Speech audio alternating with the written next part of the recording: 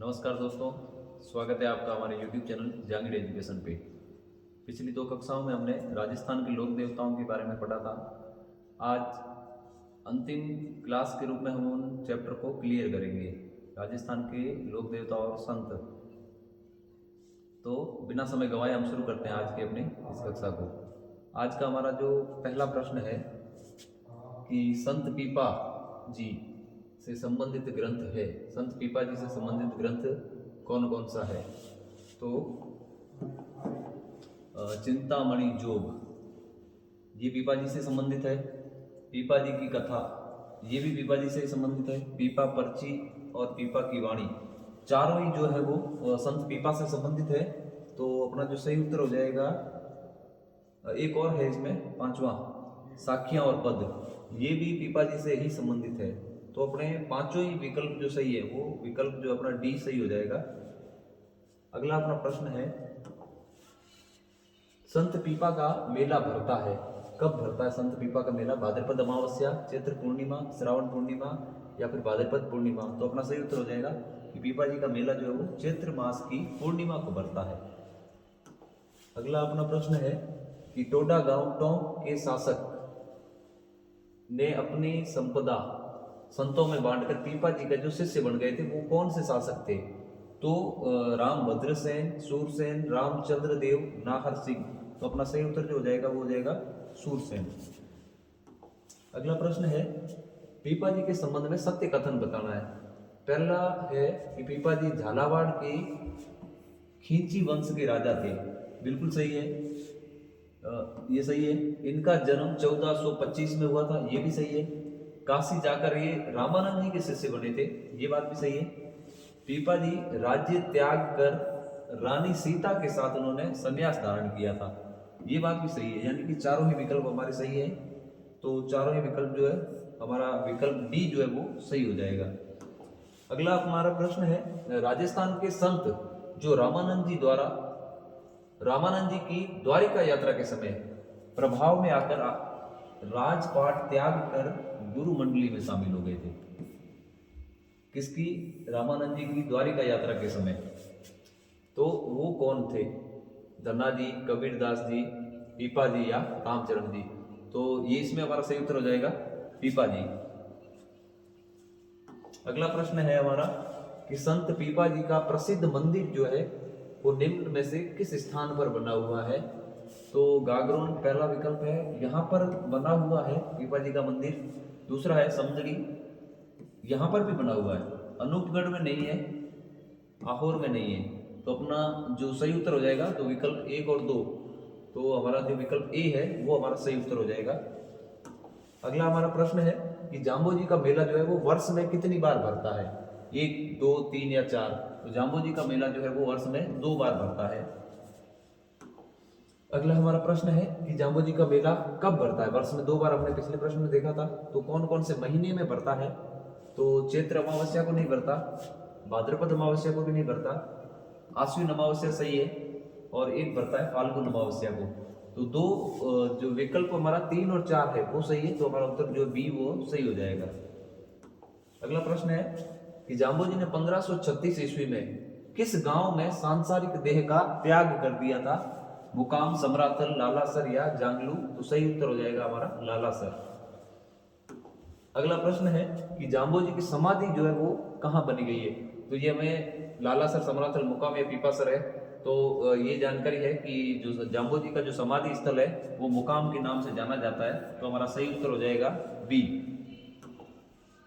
अगला प्रश्न है, जाम्बो जी से संबंधित ग्रंथ है, इनमें से कौन कौन से ग्रंथ जो है वो जाम्बो जी से संबंधित है? जंब संहिता, जंब सागर शब्दावली, विष्णोई धर्म प्रकाश या जंब सागर? ये चारों ही जो है वो जाम्बो जी से संबंधित है। तो हमारा सही उत्तर हो जाएगा डी। अगला प्रश्न है, जाम्बो जी ने समराथल बीकानेर में कब विष्णोई संप्रदाय का प्रवर्तन किया था और 29 नियमों की पालना का उपदेश दिया था? विष्णोई धर्म यानी कि 20 + 9, 29 नियम जो है वो जाम्बो जी ने बताए थे, वो कब बताए थे? तो इसमें जो हमारा सही उत्तर हो जाएगा वो हो जाएगा उत्तर सी। 1485 में जाम्बो जी ने विष्णोई संप्रदाय का प्रवर्तन किया था। अगला प्रश्न है हमारा कि जाम्बोजी के संबंध में सत्य कथन बताना है कि जाम्बोजी का जन्म जो 1451 में हुआ था, भाद्रपद कृष्ण जन्माष्टमी के दिन ही हुआ था। दूसरा है पीपासर में लोहट जी और हंसाबाई के घर हुआ था, ये बात भी सही है। 1483 में इन्होंने गृह त्याग कर दिया था, घर को छोड़ दिया था, तो ये बात भी सही है। तो हमारा जो सही उत्तर हो जाएगा वो डी हो जाएगा। अगला प्रश्न है कि पर्यावरण वैज्ञानिक के रूप में प्रसिद्ध संत, पर्यावरण विष्णोई संप्रदाय के हम बारे में हम जानते हैं कि पेड़ों की रक्षा करना ये सबसे अग्रणी रहते हैं। तो विष्णोई धर्म का जो प्रवर्तन करने वाले हैं जाम्बोजी, वही पर्यावरण वैज्ञानिक के रूप में जाने जाते हैं। अगला प्रश्न है लोहा पांगल नामक तांत्रिक को चमत्कार दिखाने वाले संत कौन थे? जाम्बोजी, जसनाथ जी, दादू दयाल जी या रामदेव जी? तो हमारा इसमें सही उत्तर हो जाएगा जसनाथ जी। अगला हमारा प्रश्न है कि सिंबू दड़ा एवं कोडा नामक ग्रंथ किस संप्रदाय के हैं? तो सिंबू दड़ा और कोडा ये दोनों ही जो है वो जसनाथी संप्रदाय से संबंधित ग्रंथ हैं।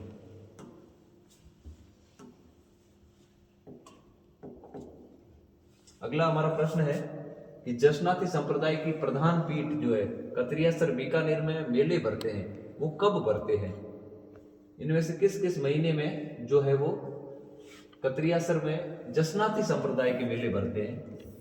कतरियासर में वर्ष में कब कब मेले भरते हैं? तो चैत्र शुक्ल सप्तमी को मेला भरता है, आश्विन शुक्ल सप्तमी को भी मेला भरता है, कार्तिक को मेला नहीं भरता है, कार्तिक माघ की सप्तमी मेला नहीं भरता है, माघ शुक्ल सप्तमी को भी मेला भरता है। तो हमारा सही उत्तर हो जाएगा 1, 2 और 4, 1, 2 और 4। तो हमारा सही उत्तर हो जाएगा सी।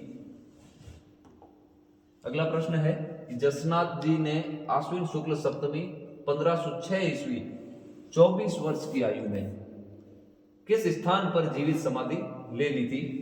तो जसनाथ जी ने जो जीवित समाधि ली थी वो कतरियासर में ली थी। सही उत्तर हमारा हो जाएगा बी। अगला प्रश्न है जसनाथ जी एवं जाम्बो जी का परस्पर मिलन कब हुआ था? तो 1485, 1480, 1500 या 1505? तो जसनाथ जी और जाम्बो जी दोनों का जो मिलन हुआ था वो 1500 ईस्वी में हुआ था। तो हमारा सही उत्तर हो जाएगा विकल्प सी। अगला प्रश्न है कि दिल्ली सल्तनत के जो शासक थे इनमें से किस शासक ने जसनाथ जी को कतरियासर के पास में भूमि दान दी थी? इल्तुतमिश, बहराम लोदी, सिकंदर लोदी या गुलाम शाह? तो हमारा सही उत्तर हो जाएगा सी, सिकंदर लोदी ने जसनाथ जी को कतरियासर के पास में भूमि दान दी थी।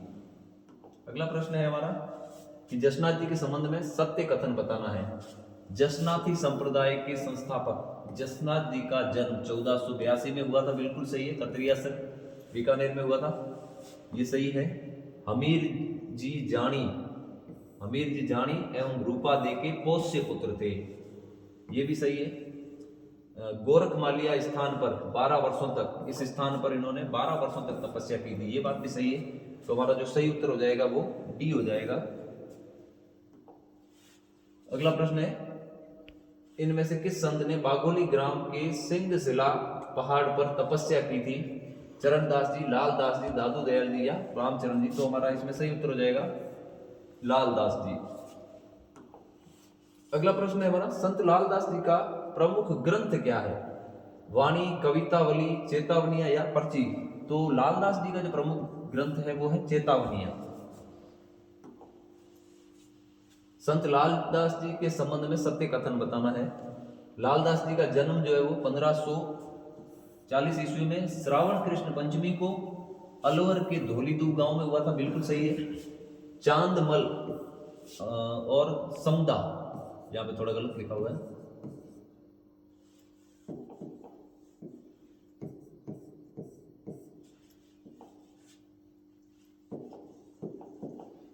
ये समदा। चांदमल एवं समदा के घर जन्म लिया था, ये बिल्कुल सही है। गुरु गदन चिश्ती, इनके जो गुरु थे वो गदन चिश्ती थे, सही है। मेला जो है इनका वो आश्विन एकादशी और माघ पूर्णिमा को भरता है, तो ये बात भी सही है। तो चारों विकल्प जो है लालदास जी से ही संबंधित है, चारों सही है। तो सही उत्तर हमारा हो जाएगा डी।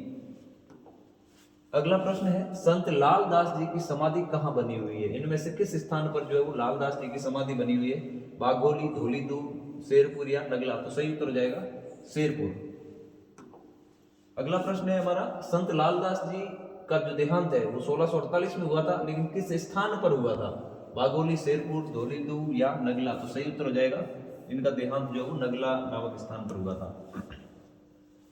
संत, इनमें से किस संत के अनुसार ईश्वर व अल्लाह एक है? जो दूसरों को कष्ट पहुंचाता है स्वयं उसका जीवन कष्टमय हो जाता है, ऐसा किस संत ने कहा था? तो धन्ना जी, पीपा जी, दरियाव जी या फिर लालदास जी? तो इसका सही उत्तर है लालदास जी। अगला प्रश्न है हमारा, मंत्र राज प्रकाश किस संप्रदाय का प्रमुख ग्रंथ है? लालदासी संप्रदाय, चरणदासी, नवल संप्रदाय या निरंजनी संप्रदाय? तो मंत्र राज प्रकाश जो है वो निरंजनी संप्रदाय का प्रमुख ग्रंथ है। अगला प्रश्न है, किस संप्रदाय के परमात्मा को अलख निरंजन कहा जाता है? अलख निरंजन, अलख निरंजन निरंजनी संप्रदाय को कहा जाता है, तो इसका सही उत्तर हो जाएगा बी। अगला प्रश्न है, निरंजनी संप्रदाय के जो संस्थापक है संत हरिदास हरि सिंह सांकला का जन्म जो है किस गांव में 1453 ईस्वी में हुआ था? तो इसका सही उत्तर हो जाएगा कापड़ोद गांव, विकल्प बी। संत जिनका प्रारंभ में लूट का कार्य उनका पेशा था, लूट का कार्य उनका पैसा था, यानी डकैत थे, माऊ जी, हरिराम जी, हरिदास या दरियाव जी? तो इसका भी सही उत्तर हो जाएगा हरिदास जी। दादू दयाल जी के शिष्य थे गरीबदास जी, ये दादू दयाल जी के शिष्य थे। मिस्किन दास, ये भी दादू दयाल जी के शिष्य थे। सुंदर दास, ये भी दादू दयाल जी के शिष्य थे। और बखना जी, ये भी दादू दयाल जी के शिष्य थे। तो चारों ही विकल्प जो सही है, चारों ही दादू दयाल जी के शिष्य थे, तो हमारा सही उत्तर हो जाएगा डी। अगला प्रश्न है हमारा, रज्जब जी एवं माधव दास किस संप्रदाय से संबंधित है? तो ये दोनों ही जो है वो दादू पंथी थे। संत दादू दयाल ने निम्न में से किसका विरोध किया? कर्मकांड का विरोध किया, जाति प्रथा का भी विरोध किया, मूर्ति पूजा का भी विरोध किया और रूढ़िवादिता का भी विरोध किया। तो चारों ही विकल्प सही है, तो हमारा सही उत्तर हो जाएगा डी। अगला हमारा प्रश्न है कि संत दादू दयाल जी ने ब्रह्म, जीव, जगत एवं मोक्ष पर अपने उपदेश सदुकड़ी भाषा में दिए थे, जिस पर प्रभाव था, किसका प्रभाव था? मेवाती, हाड़ौती, ढूंढाड़ी या मालवी? तो इस सदुकड़ी भाषा में जो दादू दयाल ने उपदेश दिए थे उस पर ढूंढाड़ी भाषा का जो है प्रभाव था। अगला प्रश्न है, संत दादू दयाल जी के प्रमुख ग्रंथ कौन से थे? तो दादू का दूहा और वाणी, ये दोनों ही संत दादू दयाल जी से संबंधित थे। ये दोनों ही ग्रंथ दादू दयाल जी के हैं, तो इसका सही उत्तर हो जाएगा हमारा ए। संत दादू दयाल जी ने ज्येष्ठ शुक्ल अष्टमी 1603 के दिन किस स्थान पर अपने देह का त्याग किया था? तो अपना सही उत्तर हो जाएगा नारायणा, ए विकल्प सही हो जाएगा हमारा। दादू पंथ में दादू खोल क्या है? दादू पंथ में दादू खोल क्या है? तो दादू पंथ में दादू खोल जो एक प्रसिद्ध गुफा है। सही उत्तर हमारा हो जाएगा बी। अगला हमारा प्रश्न है कि भेराना पहाड़ी किस संप्रदाय का प्रमुख स्थल है? जशनाथी, निरंजनी, चरणदासी या दादू पंथ? तो इसका सही उत्तर हो जाएगा दादू पंथ। अगला हमारा प्रश्न है, राजस्थान के संत, इनमें से किस राजस्थान के संत ने 1585 में फतेहपुर सीकरी में अकबर से मुलाकात की थी? तो अकबर से मुलाकात करने वाला संत दादू दयाल जी थे। दादू दयाल जी के संबंध में जो सत्य कथन है वो बताना है। तो दादू दयाल जी का जन्म 1544 में हुआ था, अहमदाबाद में हुआ था, और फाल्गुन शुक्ल अष्टमी के दिन हुआ था। तो ये बात सही है। राजस्थान के कबीर के रूप में जाना जाता है इनको, ये बात भी सही है। इनके गुरु जो है दादू दयाल के गुरु बुड्ढन थे, जिनको वृंदानंद जी भी कहा जाता था, ये सही है। 1568 में इन्होंने सांबर में आकर उपदेश देना एवं दुनिया का कार्य प्रारंभ किया। तो ये बात भी बिल्कुल सही। तो चारों ही विकल्प जो है वो दादू दयाल जी से संबंध में एकदम सत्य है, तो हमारा सही विकल्प हो जाएगा वो बी। अगला हमारा प्रश्न है कि संत दादू दयाल जी 1575 में 25 शिष्यों के साथ किस स्थान पर या इनमें से चले गए थे, जहां अगले वो 14 वर्षों तक उन्होंने वहां पर तपस्या की थी। तो इसका सही उत्तर हो जाएगा ए आमेर। अगला प्रश्न है हमारा, मीराबाई की प्रसिद्ध है पर्ची, आरती, दोहावली या पदावलियां। तो मीराबाई की पदावलियां प्रसिद्ध है। अगला हमारा प्रश्न है कि मीराबाई ने जो अपना अंतिम समय है वो कहां पर बिताया था। रामा स्वामी जी के मंदिर द्वारिका में, ये गलत है। रणछोड़दास राय जी का मंदिर डाकोर, बिल्कुल ये सही उत्तर है। रणछोड़ राय जी का जो मंदिर है डाकोर में, वहां पे मीराबाई ने अपना अंतिम समय बिताया था। तो ये दोनों विकल्प भी जो है वो गलत हो जाएंगे। निम्न कथनों पर विचार कीजिए। मीराबाई की जो भक्ति है वो माधुर्य भाव की थी, ये सही है। उनकी भक्ति में माधुर्य भाव झलकता था। इन्होंने ज्ञान से अधिक भावना व श्रद्धा को महत्व दिया, भावना व श्रद्धा को महत्व दिया। तो ये बात भी सही है। तो दोनों ही सत्य हैं। तो हमारा सी विकल्प जो है वो सही हो जाएगा। अगला हमारा प्रश्न है कि मीराबाई किस सदी की प्रसिद्ध संत थी। तो मीराबाई जो है वो 16वीं सदी की प्रसिद्ध संत थी। तो हमारा उत्तर सी सही हो जाएगा। अगला हमारा प्रश्न है कि राजस्थान की राधा, राजस्थान की राधा के रूप में इनमें से किसे जाना जाता है। तो मीराबाई को ही राजस्थान की राधा के रूप में जाना जाता था, क्योंकि मीराबाई जो है वो भगवान श्री कृष्ण की अनन्य भक्त थी। मीराबाई के संबंध में सत्य कथन बताना है। मीराबाई का जन्म 1498 में हुआ था, कुड़की गांव में हुआ था। तो ये सही है। इनके पिताजी का नाम रतन सिंह और दादा का नाम राव दूता था, ये भी सही बात है।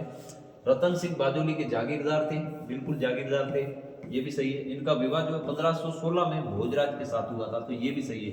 तो चारों ही विकल्प मीराबाई से संबंधित है और चारों ही सत्य है। तो हमारा सही विकल्प हो जाएगा डी। अगला हमारा प्रश्न है, मीराबाई को भोजराज की मृत्यु के बाद जहर देने का प्रयास किसने किया था।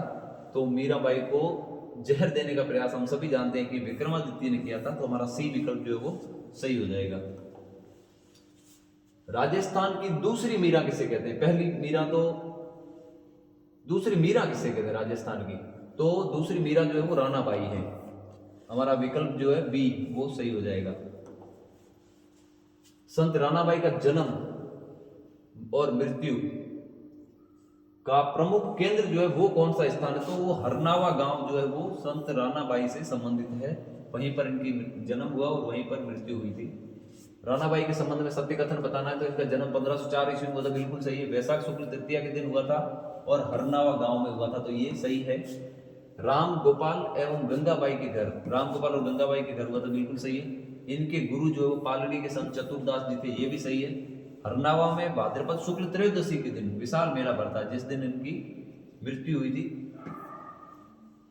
तो हमारा जो सही विकल्प हो जाएगा वो डी। अगला प्रश्न है कि रानाबाई का जन्म एवं जीवित समाधि की क्रमशः सही तिथि इनमें से कौन सी है। तो वैशाख शुक्ल तृतीया को इनका जन्म हुआ था और जीवित समाधि इन्होंने फाल्गुन शुक्ल त्रयोदशी को ली थी। तो ये पहला ही हमारा विकल्प जो है वो सही हो जाएगा। अगला प्रश्न है कि बेणेश्वर धाम मेला जो है वो कब भरता है। तो इसका सही उत्तर हो जाएगा माघ पूर्णिमा। हमारा बी विकल्प जो है वो सही हो जाएगा। बेणेश्वर धाम मेला, जिसको हम आदिवासियों का कुंभ भी कहते हैं।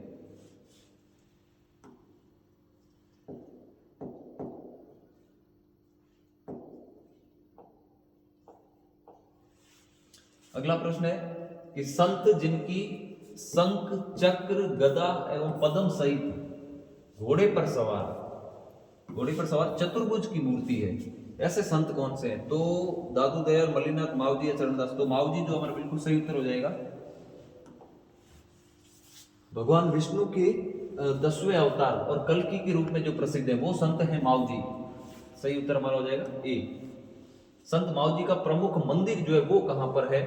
तो संत मावजी का प्रमुख मंदिर बेणेश्वर, नवा टापरा, साबला या शेषपुर। तो सही उत्तर हो जाएगा साबला, जहां पर संत मावजी का मंदिर है।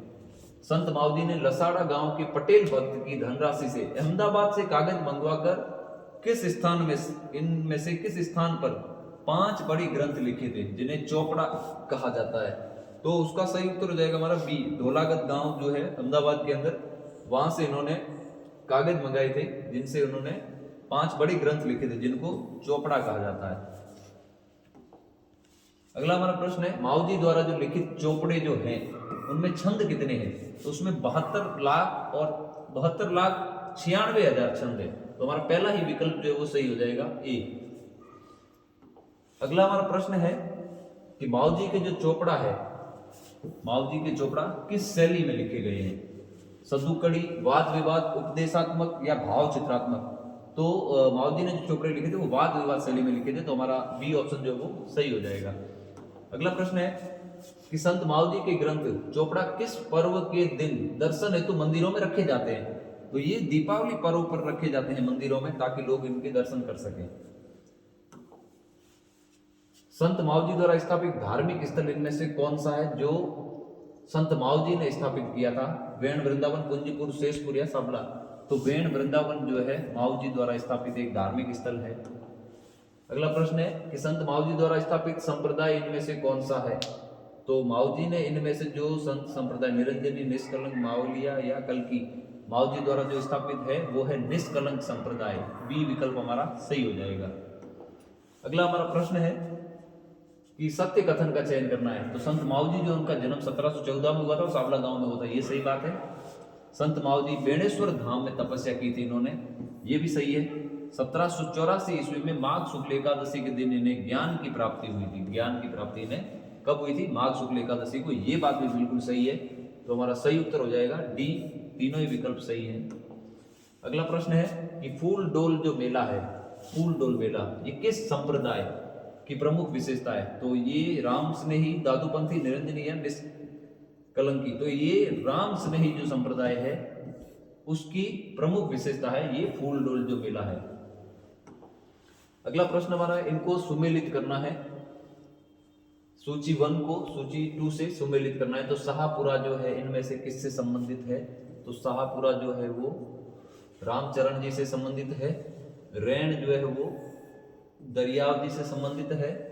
सिंहथल जो है वो हरिराम दास जी से संबंधित है। और खेड़ापा जो है वो रामदास जी से संबंधित है। तो ए का हो गया 3 3 2 4 1, 3 2 4 1, पहला ही विकल्प हमारा सही हो जाएगा। अगला हमारा प्रश्न है, अनभैवाणी जो ग्रंथ है वो किसने लिखा था? रामदास जी, हरि रामदास जी या रामचरण जी या फिर दरिया जी? तो हमारा सही उत्तर हो जाएगा रामचरण जी। अगला प्रश्न है हमारा, संत रामचरण जी के लिए शाहपुरा के किस राजा ने छतरी का निर्माण करवाया था रामचरण जी के लिए? तो इसका हमारा जो सही उत्तर हो जाएगा वो हो जाएगा भीमसेन, मानसिंह, रण सिंह और तेज सिंह में से सही उत्तर हो जाएगा हमारा रण सिंह जी। अगला हमारा प्रश्न है, रामचरण जी के संबंध में सत्य कथन बताना। इनका जन्म सोडा गांव में हुआ था, बिल्कुल सही। 1719 को हुआ था और माघ शुक्ल 14 को हुआ था, ये बात सही है। बखत राम और देव जी के घर वैश्य कुल में इनका जन्म हुआ था, ये बात भी सही है। बचपन का इनका नाम जो था वो राम किशन था, ये बात भी सही है। गुरु जो है इनके वो कृपा राम जी दांतरा थे, ये बात भी बिल्कुल सही है। तो चारों ही विकल्प रामचरण जी के संबंध में सत्य है, तो हमारा सही उत्तर हो जाएगा डी। अगला हमारा प्रश्न है, 1758 में किस स्थान पर या कहां के मेले में साधुओं के धर्म के प्रतिकूल व्यवहार को देखकर रामचरण जी ने सांसारिक मोह माया को त्याग कर वो वैरागी बन गए थे? तो इसमें जो हमारा सही उत्तर हो जाएगा वो गलता के मेले को देखकर, गलता के मेले को देखकर। अगला प्रश्न हमारा, सत्य कथन बताना है कि रामचरण जी ने निर्गुण भक्ति धारा पर बल दिया था, निर्गुण भक्ति पर बल दिया था, बिल्कुल सही है। मूर्ति पूजकों के द्वारा परेशान करने पर, ये मूर्ति पूजकों के द्वारा परेशान करने पर ये कुहाड़ा गांव चले गए थे, ये भी सही है। 1798 में शाहपुरा में इनका निधन हो गया था, ये बात भी बिल्कुल सही है। इनका निधन 1798 में हुआ था और शाहपुरा के अंदर हुआ था, तो तीनों ही विकल्प सही है, इसलिए हमारा सही उत्तर हो जाएगा डी। अगला प्रश्न है, नवल संप्रदाय की प्रमुख पीठ जो है वो कौन सी है, कहां पर है?